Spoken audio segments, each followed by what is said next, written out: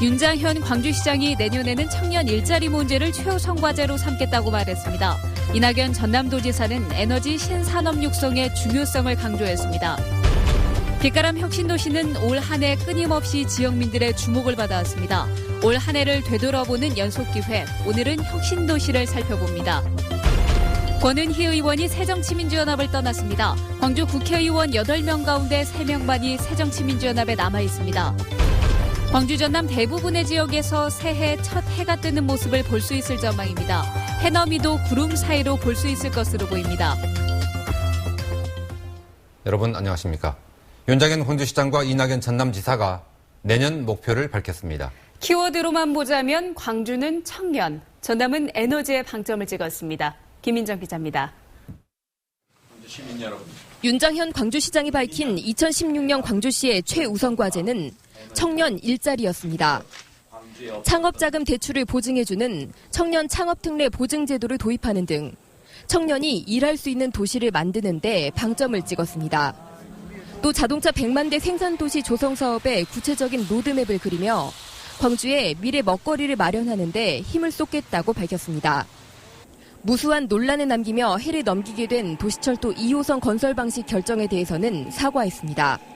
논의들도 좀 다시 몇 가지 것들을 토론이 필요한 그런 상황이 있어서 때늦지 않게 충분한 의견 수렴을 거쳐서 청년 인구가 줄어들면서 성장이 둔화되고 있는 전남 역시 관심사는 미래 먹거리에 집중됐습니다. 이낙연 전남지사는 내년 한 해 동안 에너지 신산업 육성과 남도문의 르네상스에 초점을 맞추겠다고 밝혔습니다. 정부가 규제 프리존으로 설정한 에너지 신산업을 전략 산업으로 삼아 한전이 있는 나주를 전기 자동차가 중심이 된 에너지 시티로 만들겠다고 설명했습니다. 지금 세계는 화석연료가 신재생 에너지로 급속히 대체되는 에너지 혁명 시대에 진입했습니다. 우리 지역은 빛가람 혁신도시 안팎에 에너지밸리를 조성하는 등 호남선 KTX의 개통과 국립아시아 문화전당의 개관과 더불어 관광의 새로운 전기를 모색하게 된 광주와 전남은 공통적으로 매력적인 관광지로의 도약을 꿈꿨습니다. MBC 뉴스 김민정입니다.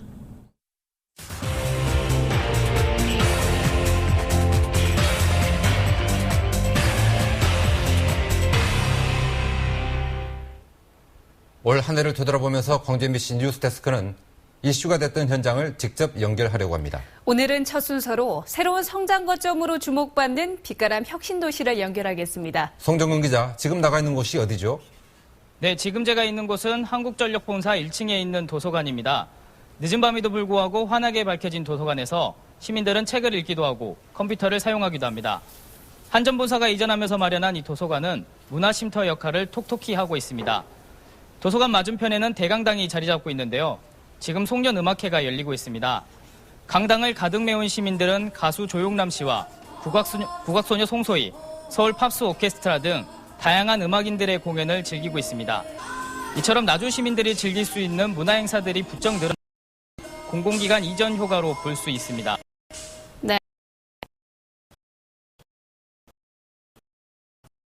네, 여러분도 에너지밸리 얘기는 들어보셨을 겁니다. 한전이 미래를 위해 추진하고 있는 사업인데요.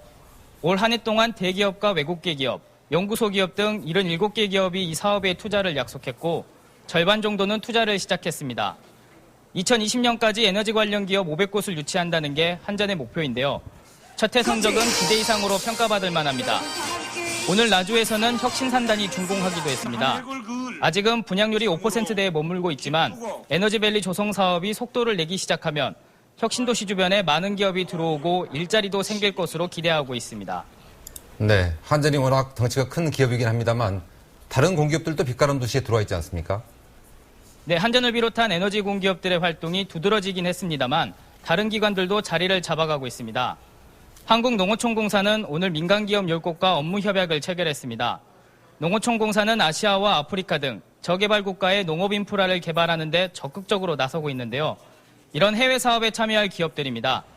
한국농수산식품유통공사도 농업과 수산업 인구가 많은 우리 지역에 직간접적인 도움을 주고 있습니다.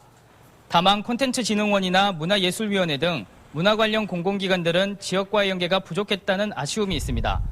어쨌든 공공기관이 자리를 잡아가면서 혁신도시 인구는 10,000명을 돌파했고 주변 상가도 활기를 띠기 시작했습니다.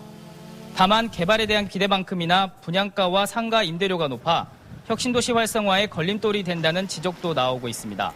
그렇군요. 올해는 뭐 그렇다 치고 내년은 어떤 걸로 보입니까? 전망해 볼 수 있을까요? 네, 빛가람 도시로 이전할 16개 공공기관 중에 지금까지 14곳이 이전을 마쳤습니다. 인터넷진흥원 등 남은 2기관은 내년 말과 내후년 초에 이전을 마칠 예정입니다. 내년이면 사실상 공공기관 이전은 마무리되는 셈이니까 이제부터는 후방 효과를 기대해야 할 것 같습니다. 오늘 밤에 본 혁신도시는 도시라고 부르기에는 아직은 조금 어두워 보였는데요. 공기업과 관련된 기업들이 얼마나 들어오느냐, 또 교육과 의료 등 아직은 미흡한 정주 여건이 얼마나 개선되느냐에 따라 혁신도시 활성화 속도도 달라진다고 볼 수 있습니다. 지금까지 빛가람 혁신도시에서 전해드렸습니다.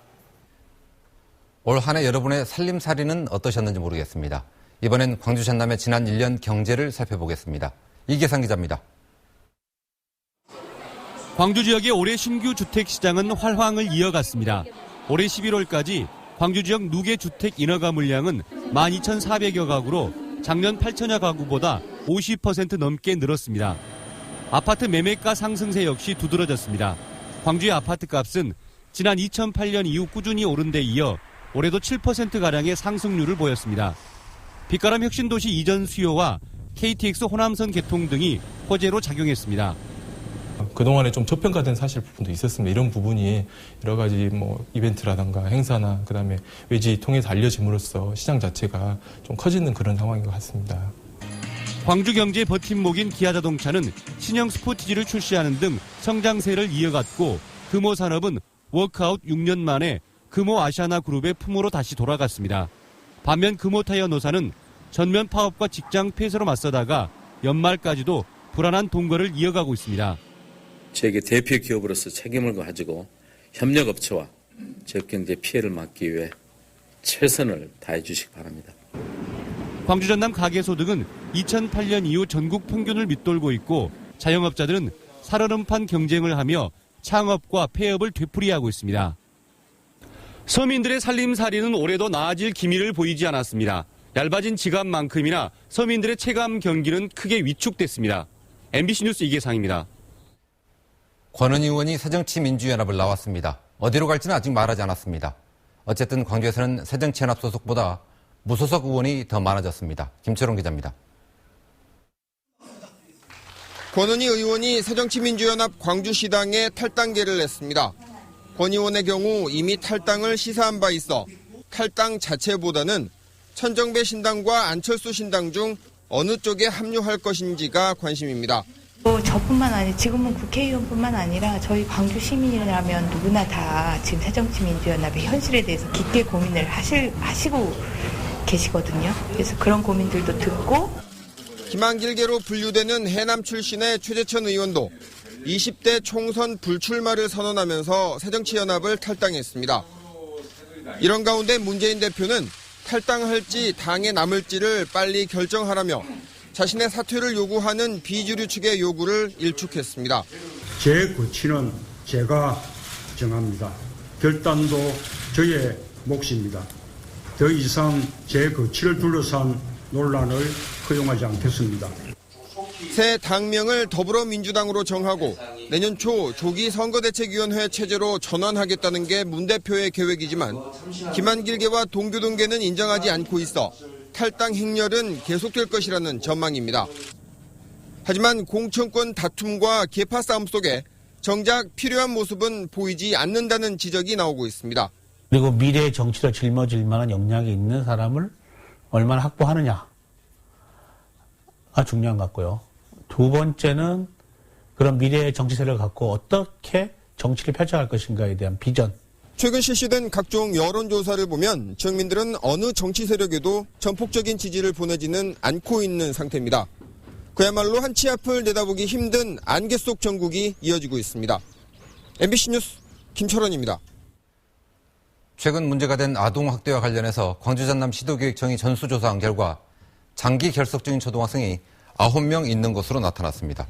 시도교육청에 따르면 별다른 이유 없이 석 달 이상 등교하지 않은 초등학생은 광주에서 4명, 전남은 5명으로 파악됐습니다. 교육청은 이 학생들이 가정폭력이나 아동학대 등에 노출된 것은 아닌지 점검하기로 했습니다. 호남 최초의 여류 서양 화가인 김영자 화백이 오늘 새벽 타계했습니다. 한국적이고 토속적인 소재로 역동적인 그림을 그려 크로키의 1인자로도 불렸습니다. 김윤 기자가 보도합니다. 흥에 겨운 농악대의 모습이 금방이라도 화폭에서 튀어나올 듯합니다. 대상의 움직임을 단숨에 포착해내 역동적으로 그려내는 크로키 화법의 1인자로 불렸던 고 김영자 화백. 농악 군무와 탈춤 등 한국적이고 토속적인 소재를 주로 그렸고 사생을 바탕으로 한 사실주의 화법을 구사했습니다. 예술가는 반드시 그 순수한 물자 안에서 색깔로 작업을 하는 그 예술인들인데 그게 이제 자기 자신을 전부 불태워서 영혼을 남기는 것이 예술가거든요. 1922년 목포에서 출생해 일제시대인 1938년 선전에 입선해 화가의 길로 들었었던 그녀는 누구보다도 고향을 사랑했던 화가로 기억됩니다. 70년 전 첫 개인전을 목포에서 열었고 최근까지도 고향에서 왕성한 작품 활동을 하면서 후진들을 독려했습니다. 그 자신의 경비를 가지고 다 후배들에게 그렇게 해서 공연하고 시민을 즐겁게 해주시고 그런 여러 면에서 정말 존경하고 사랑하고 그랬어요. 예, 이렇게 장수를 하시면서도 끝까지 이렇게 작품 활동을 하시고 또 저희들에게 좋은 말씀 많이 하시고 이렇게 해서 저희들에게는 스승이고 참 큰 별이었는데 가시고 되니까 무척 아쉽습니다. 최초라는 수식어가 늘상 따라다녔던 고 김영자 화백. 삶의 마지막까지 고향에서 불태웠던 그녀의 장례식은 오는 30일 목포 신안 예총장으로 치러질 예정입니다. MBC 뉴스 김윤입니다. 무등산 가는 길에 자리 잡고 있지만 낡은 집들이 몰려있어 도시 미관을 해친다는 지적을 받았던 광주 학동 근린공원 일대가 6개월간의 공사 끝에 새 단장을 마쳤습니다. 광주시는 그동안 학동 근린공원 일대의 무등산 주상절리와 광주의 빛을 모티브로 삼은 미디어 아트 조각 작품을 설치했고 포켓공원과 디자인 담벼락 등을 설치해 도시의 미관을 개선했습니다. 안철수 의원 탈당 뒤에도 시정에 전념하겠다며 입장 표명을 자제해온 윤장현 광주시장이 신당 합류 가능성이 있음을 내비쳤습니다. 윤 시장은 송년 기자회견에서 탈당 가능성에 대한 질문에 150만 시민을 책임지는 입장에서 변화의 흐름을 지켜본 뒤 때를 놓치지 않고 결정하겠다고 밝혔습니다. 이에 반해 이낙연 전남지사는 새정치민주연합 당정을 변경할 생각이 전혀 없다며 탈당 가능성을 일축했습니다. 광주 전남 대부분의 지역에서 새해 해돋이를 볼 수 있을 것으로 보입니다.